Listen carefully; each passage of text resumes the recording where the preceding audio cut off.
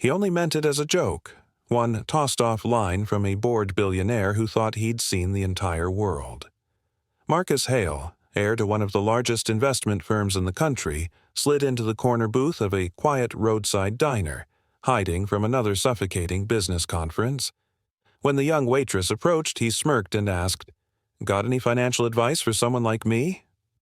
He expected nervous laughter, maybe a blush, maybe a stutter. Instead, she looked him squarely in the eyes, steady, unafraid, and answered with words that cut sharper than any market downturn he'd ever faced. Words that made his chest tighten, his assumptions crack, and his world tilt in a direction he never saw coming. What she said next would change everything. Will you stay to see why he never forgot it? Marcus Hale wasn't used to running from anything, yet that afternoon he slipped out the back of the conference center like a man dodging his own shadow. The air outside was cool, sharp, honest in a way that boardrooms never were, and for a moment he just stood there, letting the wind cut through the noise buzzing in his head. He didn't know where he was going. He only knew he needed to be somewhere no one expected him to be. Somewhere he could breathe without feeling watched. That's how he ended up on a quiet road, following an old neon sign that flickered like it was trying to stay alive. The diner looked like it had been standing longer than the company he inherited. A narrow building wrapped in chipped paint, humming with the low comfort of people who didn't rush life. Marcus hesitated at the door, aware of how out of place his tailored suit looked against the simple glass pane, but he stepped inside anyway, drawn by a tiredness he couldn't name. The warm smell of coffee and something sweet drifted in the air, and for the first time that day, his shoulders eased. He took the corner booth, the one farthest from the window. Old habit, avoid exposure, control attention. But in this room, no one lifted their head to greet him or whisper his name. That anonymity felt strange, almost fragile, as if it could disappear if he breathed too loud. Then she appeared. Lily moved between tables with the quiet precision of someone who didn't have energy to waste. She wasn't smiling, but she wasn't cold either. Her expression held that calm endurance people learn when life demands more than it gives back. As she approached his booth, Marcus caught the faint tremor in her hands before she steadied the coffee pot. "What can I get you?" she asked, her voice gentle but frayed at the edges. He ordered the first thing on the menu, not caring what it was. She nodded, turned away, and he watched her go, noticing the strain in her steps, the way she kept touching the pocket of her apron as if checking something important was still there. He told himself he wasn't curious. He was just observing. That was what he did. Study people, evaluate risks, predict outcomes. But something about her didn't fit neatly into a category. When she returned with his plate, he felt impulsive, restless from the freedom of being unrecognized. "Got any financial advice for someone like me?" he asked lightly, expecting a shy laugh, maybe confusion. He said it the way rich men say things when they're sure the world will play along. Instead, she set the plate down, met his gaze without flinching, and said, "Money's easy. Purpose isn't. People get lost when they don't know the difference." Her words hit harder than her voice. Soft, but precise, a truth he didn't ask for and wasn't prepared to hear. Marcus blinked, caught off guard by the clarity in her eyes that had seen harder days than he ever had. For a few seconds, he couldn't find anything clever to say. She moved to leave, but he spoke before thinking. "Where'd you learn that?" Lily paused, her back half turned. "Life," she said simply, "and watching people forget what they already have." Another table called for her, but Marcus sat there, the echo of her answer cutting through the fog in his mind. Wealth without purpose. The phrase pressed into him like a thumb reopening an old bruise. He had everything, so they told him, yet he'd never felt more hollow than he had these last few years. He shifted in the booth, uncomfortable with how easily a stranger had read him. Minutes passed. She returned to refill his coffee, her movements slower now, fatigue seeping through her careful posture. He tried to keep their conversation light, but even his questions felt clumsy. "Long day?" he asked. "Long year," she murmured, catching herself before revealing more. "Coffee's on the house if you need a refill." "That's generous." "It's just coffee," she replied. "Everyone deserves something warm." There was a softness beneath her guarded tone, something that made him lean in a little without meaning to. He watched her move toward the kitchen, and for a moment the room felt different. Smaller, quieter, like the world outside had paused to listen. He didn't plan to stay long, but somehow an hour slipped by. When she brought the check, he noticed the dark circles under her eyes, the careful smile she put on like armor. "Do you ever take a break?" he asked. "Not really. My mom's hospital bills don't take breaks." She said it lightly, but the strain behind it wasn't light at all. Marcus felt a pull in his chest, a shift he didn't expect. Her reality was built on necessity, not choice. His was the opposite, and yet, somehow, hers felt more honest. "Do you ever get tired of it?" he asked quietly. Lily laughed under her breath. "Every day, but that's life. You keep moving until things get better." He watched her walk away again, and something in him resisted the idea of leaving. He wasn't supposed to feel connected to a stranger serving him lunch in a place he'd found by accident. But her presence grounded him in a way the conference, the speeches, the endless expectations never could. He stayed until the lunch crowd thinned, letting their small exchanges fill the space between them. Nothing dramatic, nothing forced.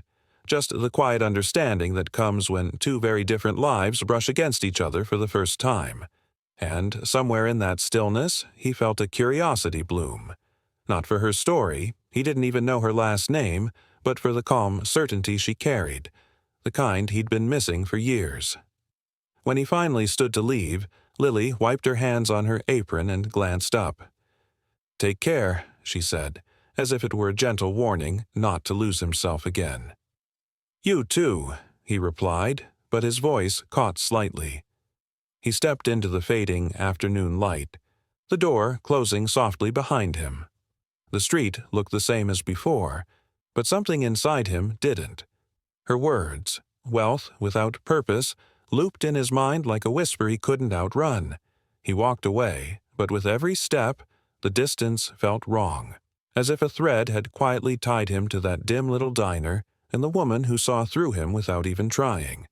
And long before he reached the end of the block, he knew he wasn't done with her story. Not even close.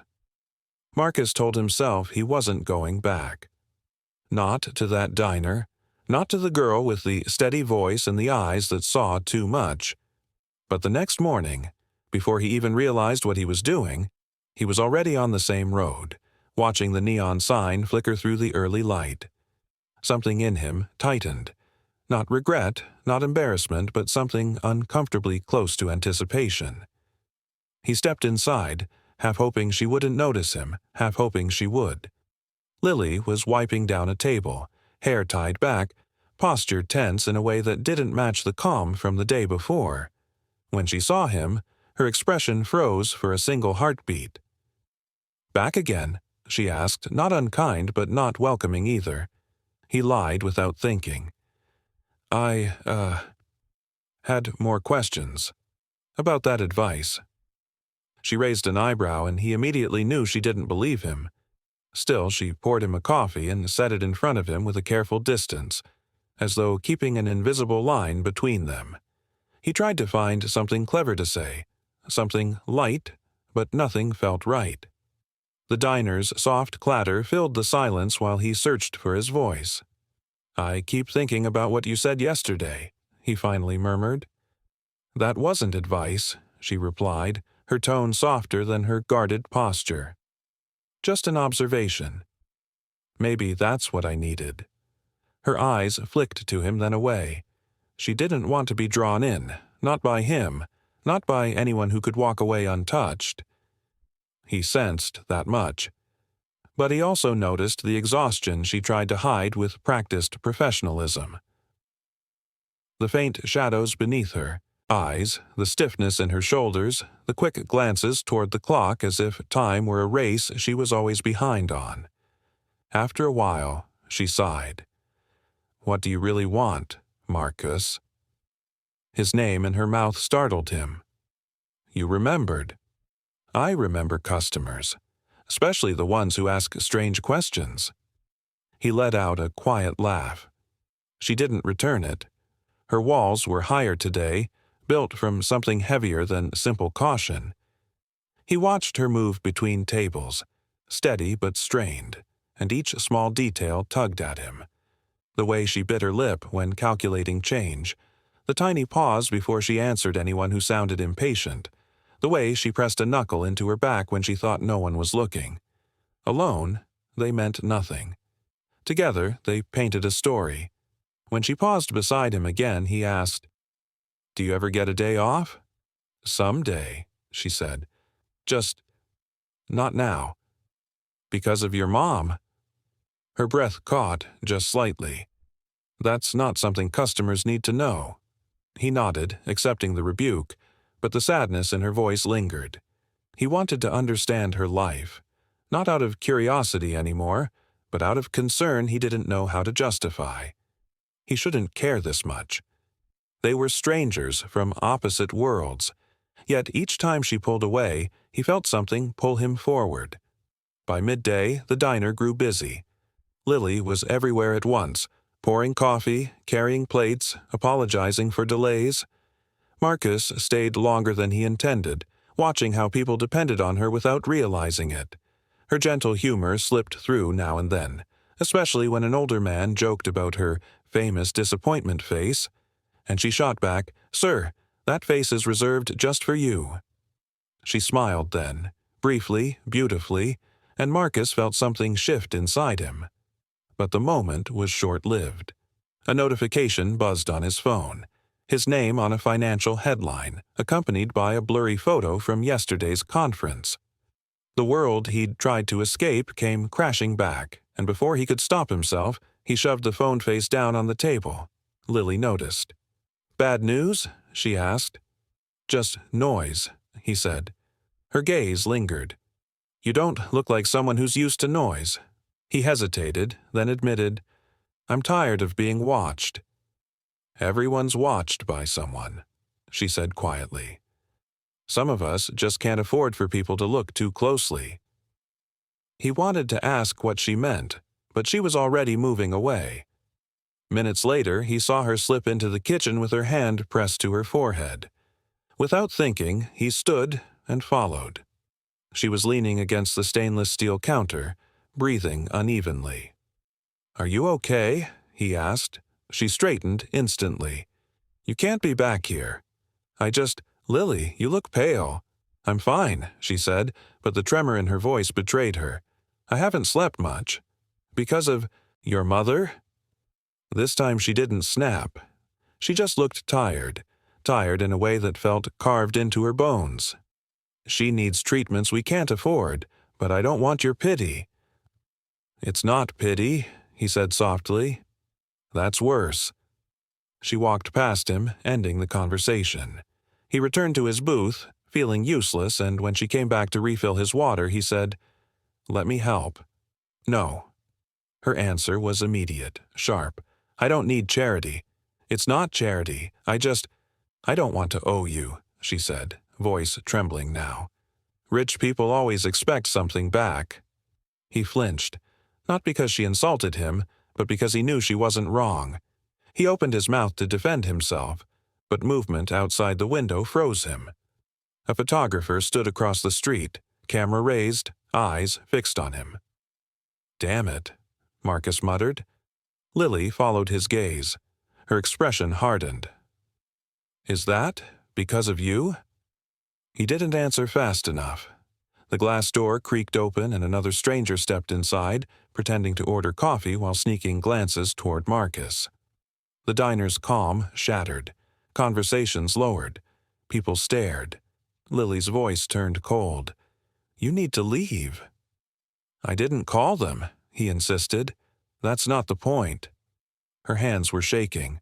"I don't want this here." He stood slowly.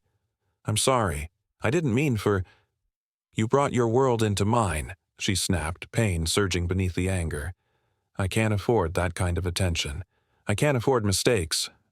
The room fell silent, her words hitting harder than she intended.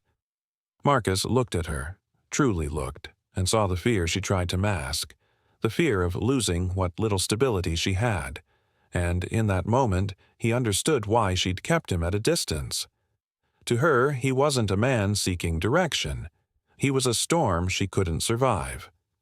"I never wanted to make things harder for you," he whispered. "Then stop coming here," she said, barely audible. For the first time in years, Marcus felt something like shame. Not for who he was, but for the impact he had without meaning to. He took a step back, then another, and Lily turned away, breathing hard, gripping the counter as if steadying herself from everything unraveling around her. He pushed open the door, the bell chiming softly, a strangely fragile sound in the thick tension behind him. Outside, the air felt colder than before. He walked to his car, but he didn't start it. He just sat there, hands motionless on the steering wheel, replaying her words until they scraped raw. Maybe he was using her without realizing it. Maybe she was right to push him away. But the ache in his chest, the way she looked at him before everything fell apart, it didn't feel like an ending. It felt like something breaking open, forcing them both toward a truth neither was ready to face. Lily had promised herself she was done with him. She'd drawn the line, made it clear, pushed him out of her world with words sharper than she intended. But life has a cruel way of testing the walls we build, and that night, when everything fell apart, he was the last person she expected to see, and the only one she could cling to. It began with a sound she'd heard too many times, her mother calling her name in a trembling voice, followed by a thud against the floor. Lily dropped the laundry basket and ran, her heartbeat thundering louder than her footsteps. She found her mother slumped beside the couch, breath shallow, eyes clouded with fear. "Mom! Mom, stay with me," she whispered, voice cracking as she fumbled for her phone. Her hands shook so badly she could barely dial. The paramedics put her on hold. Panic surged through her like ice water. She tried again, voice rising, but the line cut in and out. Her mother's breathing worsened. "Please, please." She begged the universe, tears blurring everything, and then a knock at the door startled her. She opened it with the force of someone ready to scream at whoever had chosen the wrong moment to exist. But the words froze in her throat. Marcus stood in the hallway, hair wind-tossed, chest rising with uneven breaths as if he'd been running. "Lily, I saw the lights on. Are you okay?" She wanted to slam the door in his face. She wanted to tell him he had no right to show up after everything, but when her mother let out a weak, broken cry behind her, something inside Lily snapped. "I need help," she whispered. Marcus didn't hesitate. He stepped past her, lifted her mother with surprising gentleness, and said, "Get your coat. I'm taking you both to the hospital." The drive felt longer than it was. Her mother lay across the back seat, Marcus checking on her every few seconds, whispering steady reassurances Lily was too panicked to voice. Streetlights streaked across the windshield like falling stars, and Lily's hands twisted in her lap until her knuckles turned white. The only thing grounding her was Marcus's voice, calm, focused, unshaken. When they reached the hospital, he carried her mother inside as if she weighed nothing, calling for a nurse before Lily even reached the door. Doctors rushed forward, pulling her mother onto a gurney and disappearing behind double doors. The sudden stillness left Lily breathless. She sank into a hard plastic chair, trembling, unable to process anything except the hollow ache in her chest. Marcus sat beside her quietly. He didn't touch her, didn't pepper her with questions. He simply existed, steady as a heartbeat in a room full of fluorescent anxiety. Minutes stretched into something shapeless. Lily wiped her eyes, realizing she couldn't remember the last time she'd cried in front of someone. She hated that Marcus was seeing her like this, hated that part of her felt relieved he was here, "You shouldn't have come," she said finally, her voice small. "I didn't come for the diner," he replied. "I saw you running into the building, and I knew something was wrong. You didn't have to help. I know." His simplicity disarmed her. No self-praise, no theatrics, just truth. She pressed her palms to her face, letting out a shaky breath. "I thought she was getting better. I thought—" Her voice broke. "I can't lose her. She's all I have." Marcus looked at her, something fragile in his eyes. "You won't lose her tonight." Lily didn't answer. She wasn't ready to believe anything. He waited. She could feel his concern, warm and unspoken, filling the cold corners of the waiting room. And maybe it was the shock, or the exhaustion, or the way the humming lights above flickered just slightly, but her defenses began to crumble. Words spilled out before she could stop them. "I feel guilty every day," she murmured. "I work double shifts, and it still isn't enough. I keep thinking if I made more money, she'd get better care, or more time, or something. Anything." Marcus turned toward her fully, attention sharpened. She felt exposed under the weight of his silence, but she kept going. "And when people like you—" She hesitated. "People with so much, who don't have to worry about choosing between medicine and rent. When you show up, I get angry, because your life looks so easy from the outside. You don't know what it's like to constantly run out of time." Marcus swallowed. Hard. For once, she saw him. Not the billionaire, not the tabloid name, but the man whose gaze flickered with uncertainty. "It's not as easy as it looks," he said softly. "I know that sounds ridiculous coming from me, but it's true." She almost laughed bitterly. "How could it not be easy? You don't have to fight for anything." He leaned back, rubbing a hand over his jaw. "You're wrong. I just fight different battles, ones I didn't choose." Lily's eyes narrowed slightly, surprised by the tension in his voice. "My father built an empire," he continued. "Everyone expects me to run it, even though it was never what I wanted. Every day I wake up feeling like I'm wearing someone else's skin, like I'm disappointing a man who isn't even alive anymore." Lily stared at him, the anger she clung to loosening around the edges. "I know I have privilege," he said quietly. "I know my problems don't look like yours, but that doesn't mean I don't feel trapped, or lost, or empty." His final word sank into the sterile air, as fragile as a confession whispered in the dark. For the first time, Lily wondered if maybe wealth wasn't armor, maybe it was a different kind of cage. "I didn't know," she said, her voice gentler now. "You weren't supposed to," he replied. "No one is. I'm expected to be grateful all the time, to smile and shake hands and pretend I know what I'm doing." She watched. Him, seeing the lonely boy behind the headlines, the one who'd learned to hide pain behind business suits and perfect posture. He looked down, almost embarrassed. "When you spoke to me at the diner, you talked to me like a person, not a name, not a fortune. I didn't realize how much I needed that." A warmth bloomed in Lily's chest. Unexpected, unwelcome, undeniable. Before she could respond, a nurse stepped into the waiting room and called her name. Lily shot to her feet, panic flooding back. "Is she okay?" "She's stable," the nurse said. "We're running more tests, but she's responding to treatment." Relief hit hard enough to weaken Lily's knees. She leaned on the wall, breathing deeply, tears falling fast and silent. Marcus touched her elbow hesitantly, as if asking permission without words. She didn't pull away. When the nurse left, Lily wiped at her face. "Thank you," she whispered, "for getting us here." "You don't have to thank me." "I do," she said firmly. "After how I treated you, you didn't owe me anything." Marcus shook his head. "You don't owe me anything either."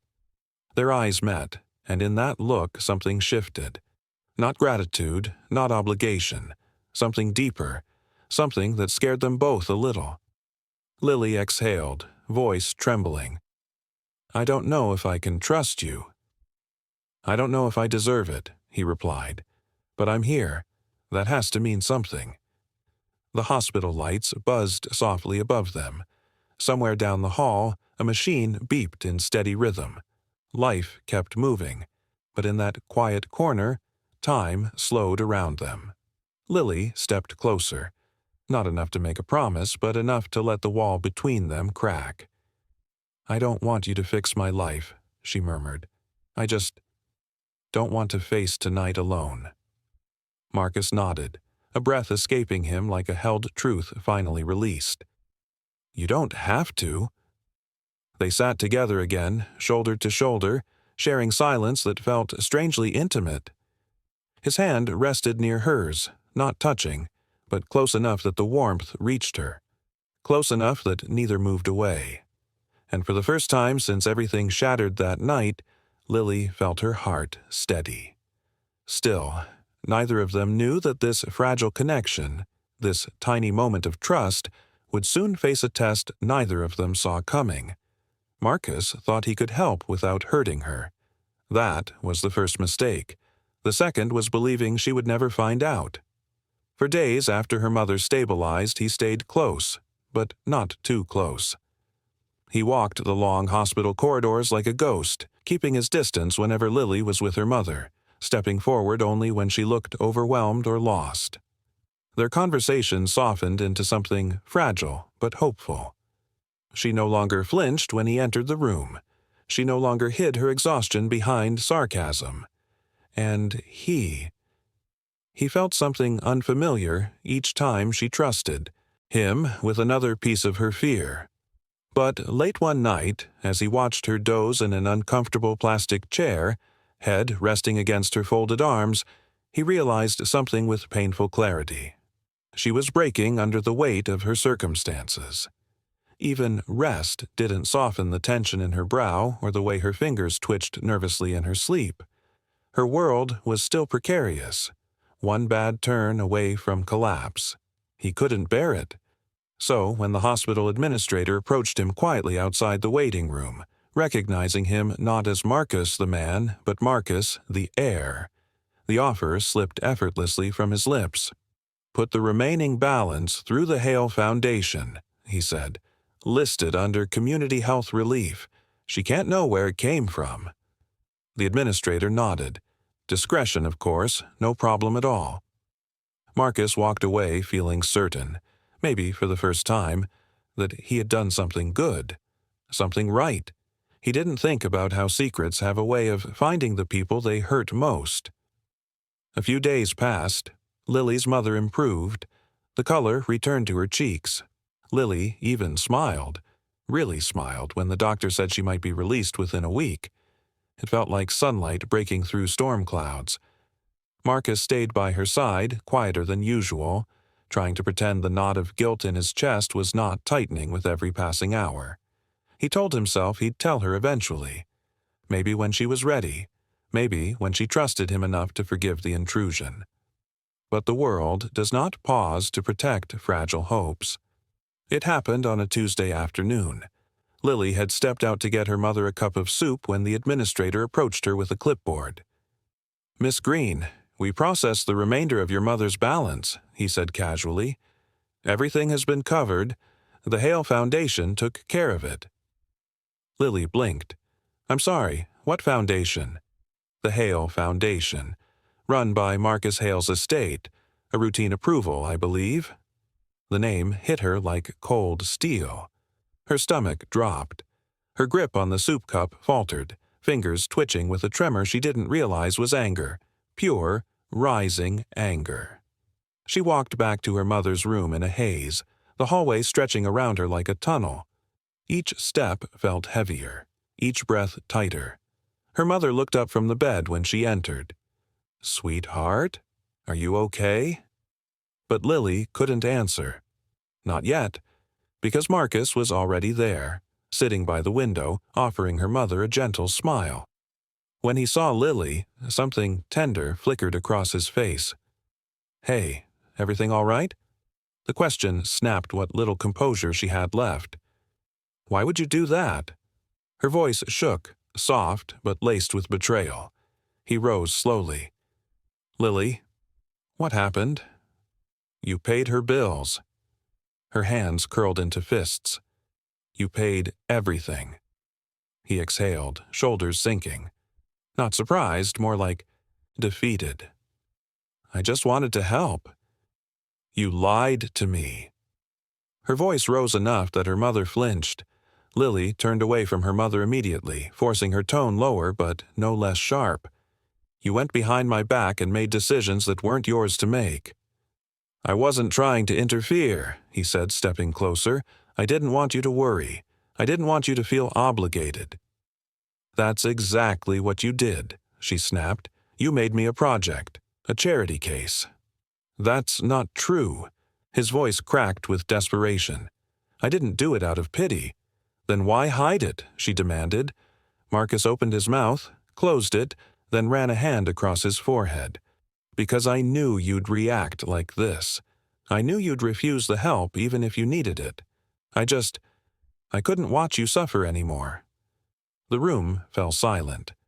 Lily swallowed hard, throat burning.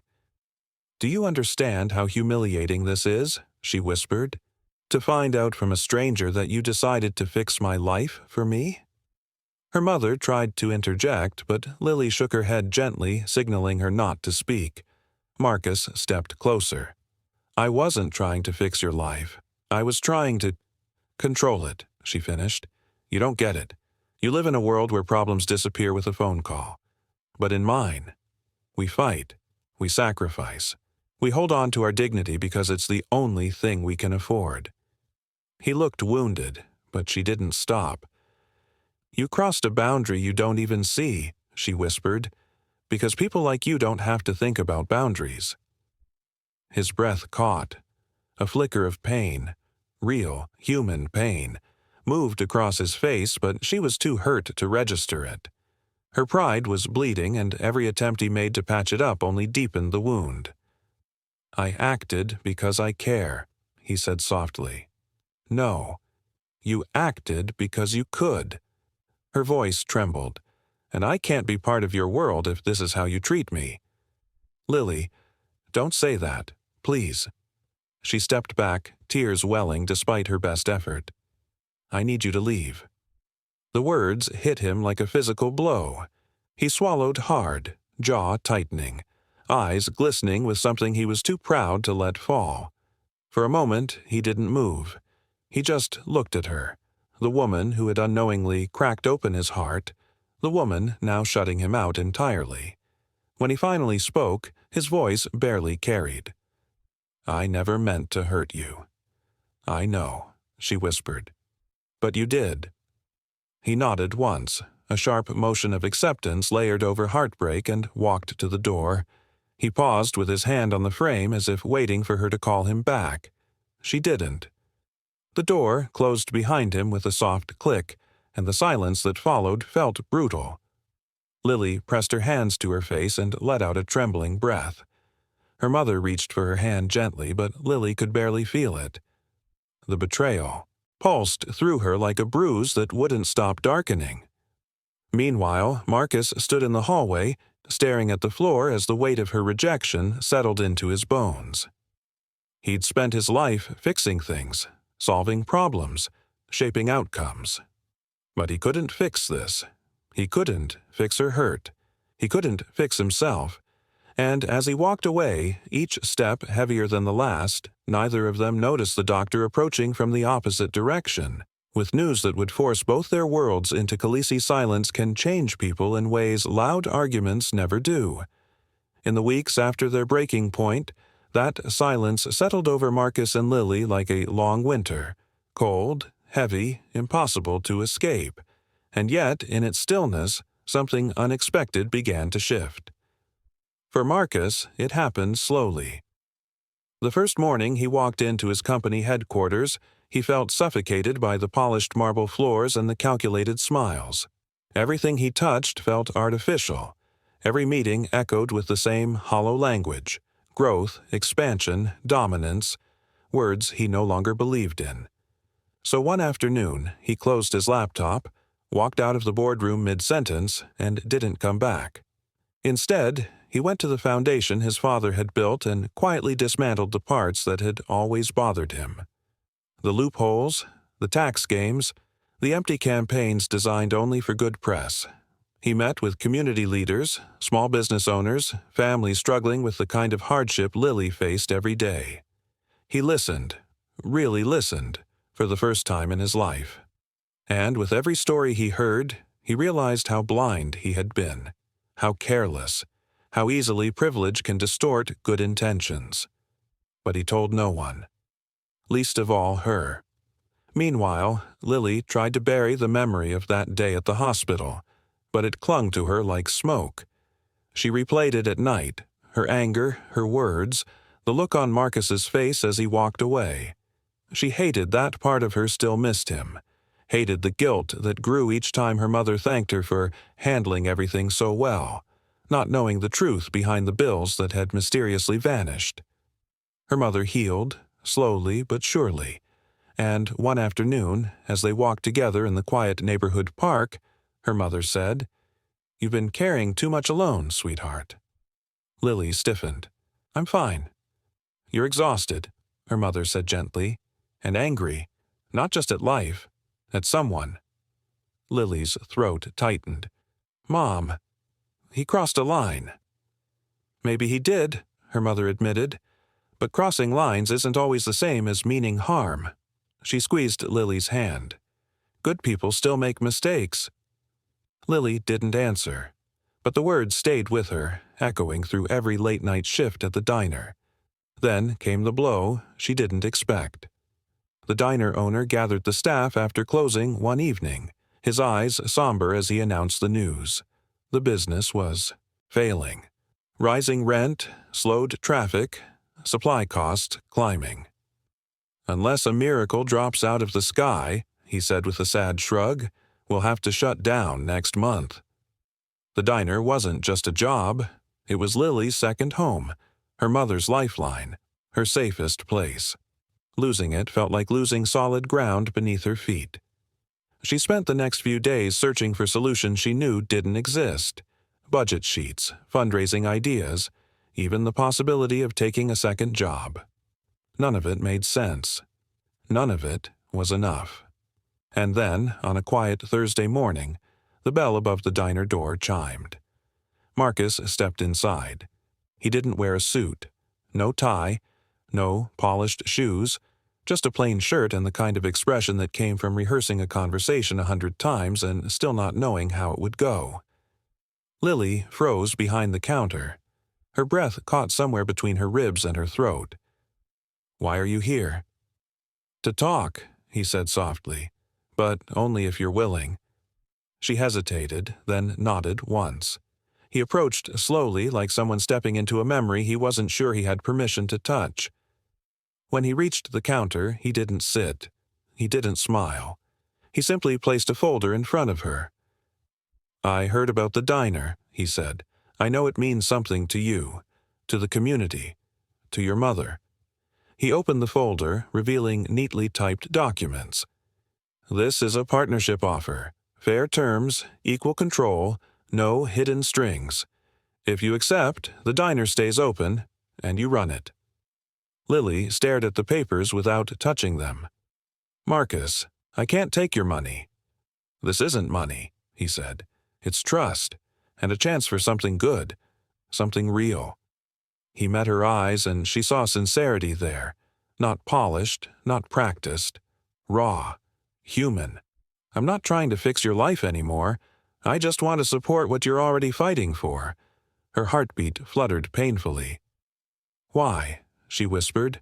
"Because I've changed," he said. "Because I needed to understand your world, not impose mine." His voice softened. "And because losing your trust hurt more than you'll ever know." She swallowed hard, the room suddenly too quiet. "I wasn't fair to you either," she admitted. "I let years of resentment speak for me. You didn't deserve all of that."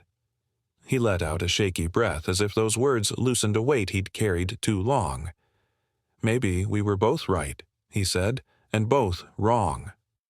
Lily looked down at the contract again. It wasn't flashy.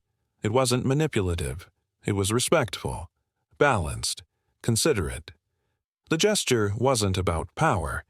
It was about understanding, about meeting her where she stood.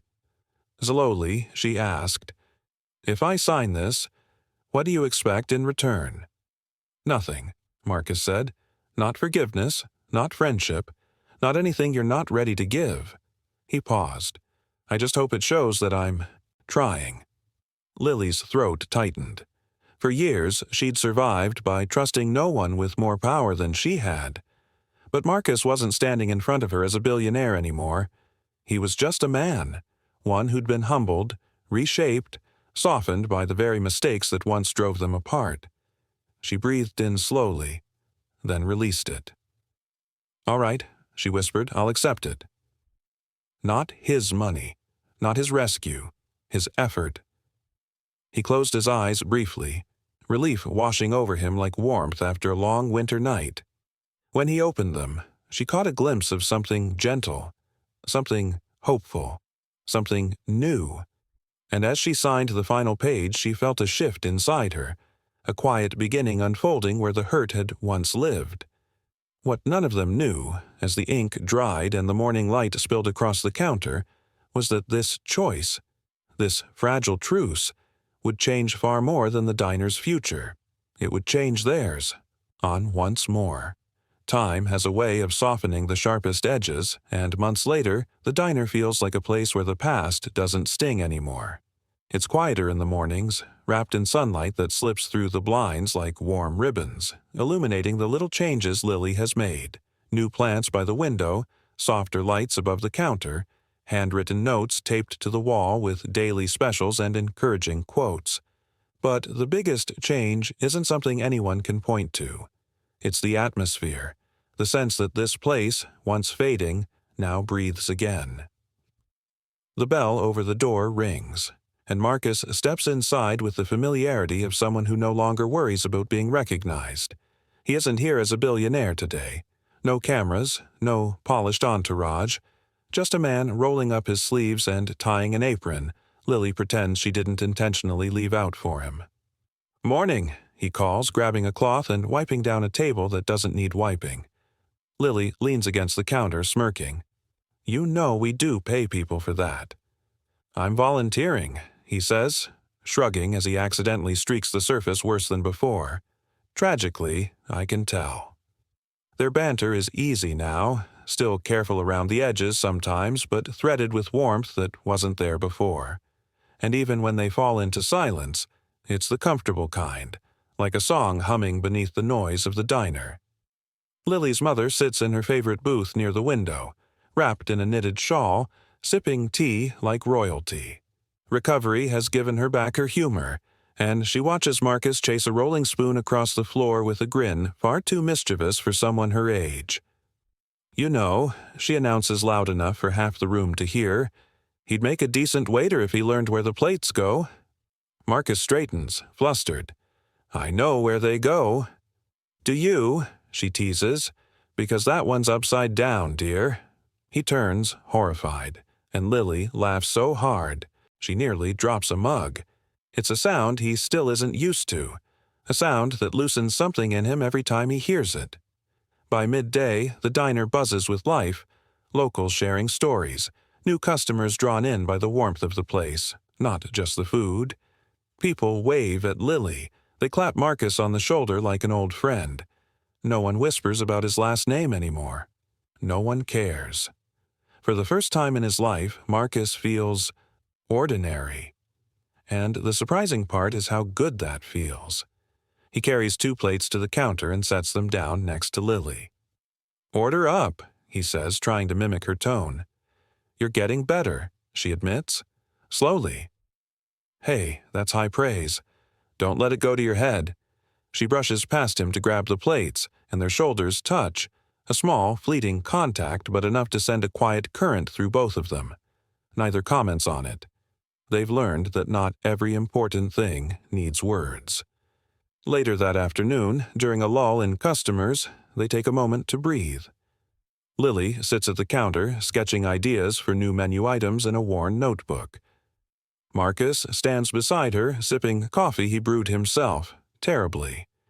"You know," he says, making a face, "I don't think this batch is drinkable." "It never is," Lily replies without looking up, but points for consistency. He leans closer, studying the notebook. "What's that one?" "Seasonal pies," she says. "I'm thinking peach for summer." "I'll buy one." "You'll buy 10, her mother calls from across the room. Marcus laughs under his breath. Lily shakes her head, but her smile gives her away. There's a quiet moment then, a soft, settling moment, where Marcus glances at her hands. The ink smudges on her fingers, the way her hair falls over her cheek. She feels his gaze, looks up, and for a second neither of them moves. The world around them continues. Dishes clinking in the sink, a car passing outside, but their little bubble holds steady. He clears his throat, breaking the tension gently. "You're doing something incredible here." "We're doing it," she corrects him softly. He nods, eyes warm. There's no rush between them, no urgency to define anything.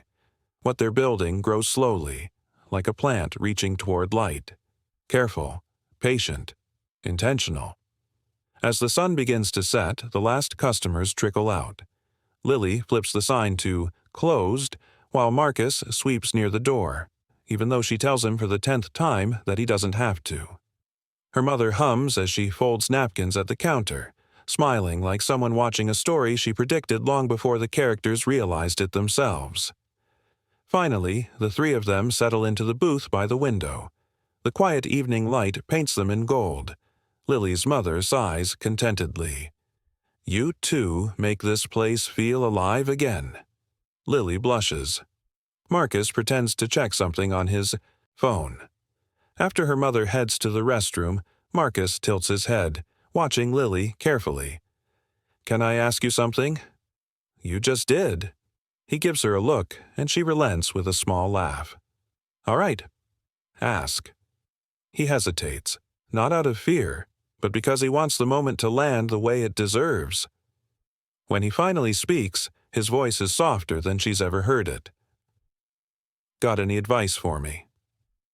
The question hangs between them, the same words that began everything, but transformed now, stripped of arrogance and layered with sincerity. Lily feels her chest warm, her eyes soften. "Well," she says, leaning her elbows on the table, "maybe just keep showing up." He exhales, a slow smile unfurling. "I can do that." She holds his gaze a moment longer, letting him see the gratitude, the affection, the delicate hope she no longer hides. Their story isn't a whirlwind romance or a perfect fairy tale. It's a quiet rebuilding, a choice made again and again. As the lights dim and the evening settles around them, they sit in that gentle stillness. Two people who once collided painfully now learning how to walk forward together, step by patient step. Not perfect, but real.